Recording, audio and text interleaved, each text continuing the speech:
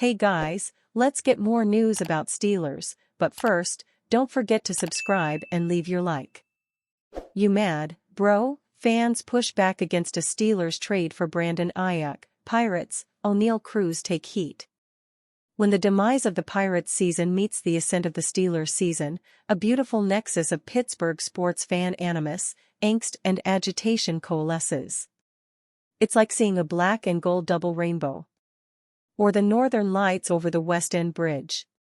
Or a unicorn with a hypocycloid on his haunches. It also makes for a particularly meaty edition of You Mad, Bro. So here it is. Fatten up.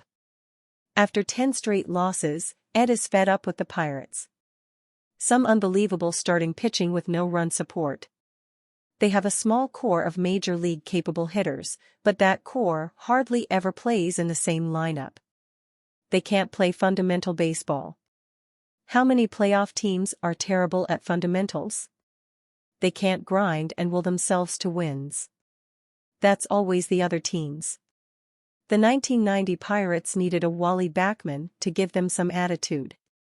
The 2012 Pirates benefited tremendously from A.J. Burnett, Bulldog mentality. If the Pirates are ever going to win in this Skeens, Jones, Keller window, they need a major league manager and coaching staff. They need a hard-nosed veteran with a winning history. No, this is not McCutchen, and maybe an additional major league hitter or two. Well, yeah, they sure could use all that and then some. Let's just hope Bob Nutting opens up the purse strings enough to make it happen. I'll only quibble with one point. For as much as I really liked Wally Backman, those 1990s Pirates won divisions because of talents like Barry Bonds, Bobby Bonilla, Andy Van Slyke and Doug Drabick. Not Backman's attitude. Backman's attitude was an addition of edge to a locker room full of talent. The kind of talent the current team sorely lacks. RJ doesn't want the Steelers to get Brandon Aiyuk. In the words of John McEnroe, you can't be serious. I say this because, Tim, think about the implications of what Aiyuk will do if he comes to the Steelers. First, he will cost too much in draft capital. Secondly, his salary than the $14 million he is currently making. Doesn't he want $20 to $30 million a year starting this year, or am I misreading this situation? In any event, even if he is with the Steelers for only this season, do you really believe he is the final piece to a playoff win? Most sincerely, in anticipation of the Steelers' upcoming season, RJ. RJ, I was more of a Jimmy Connors guy, but I appreciate the 1980s tennis reference. Secondly, yes, whatever extension the Steelers work out with Brandon Aiyuk will probably be between $28 million and $32 million per year. If you are concerned about that being too much money on top of what they plan to pay George Pickens, I'll debate that, but I see your point. Although, if all the 49ers want is a second-round and third-round pick, as has been speculated, plus a player who is on an expiring contract, or down the depth chart, then I don't have a problem with that.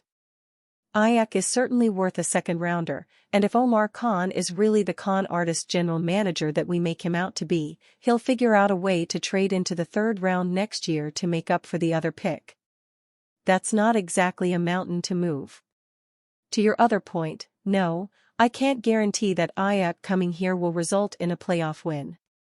I can pretty much guarantee that if they don't get him, and George Pickens suffers a substantial injury early in the season, then they won't even qualify for the postseason. Also, when the Steelers traded a first-rounder for Minkah Fitzpatrick, they didn't win a playoff game that year. Was acquiring him a poor decision? Most sincerely, in anticipation of a Brandon Aiyuk trade. Russell Wilson gushes about Steelers rookie. The Pittsburgh Steelers look like one of the most interesting teams in the NFL this season, as they likely feel that some good play from the quarterback position would make them into a dark horse contender in the AFC. They have veteran Russell Wilson as their presumptive starter, and he is back at practice after missing some time with a calf injury. The Steelers have a few intriguing young prospects, and one of them, rookie center Zach Frazier, has gotten Wilson's attention, per Aaron Becker. Zach is a young rookie, and just seeing his ability to communicate, his ability to be just so hyper-focused, you can tell he's played a lot of college football games at a high level, and that matters to us, Wilson said. The Steelers' offensive line was lacking last season. In a recent Pro Football Network ranking, it came in at just number 22. Since Wilson is 35 years of age and not quite what he was a few years ago, he will need some very strong protection if he will bounce back and have a solid year. He played subpar football during the last 2 seasons as a member of the Denver Broncos, and last year, he set a career low in yards per pass attempt. But in Pittsburgh, he will have the type of threat in the passing game he didn't have in Denver, with wide receiver George Pickens on his side, as well as a defense that features pass rusher T.J. Watt and Pro Bowl safety Minkah Fitzpatrick.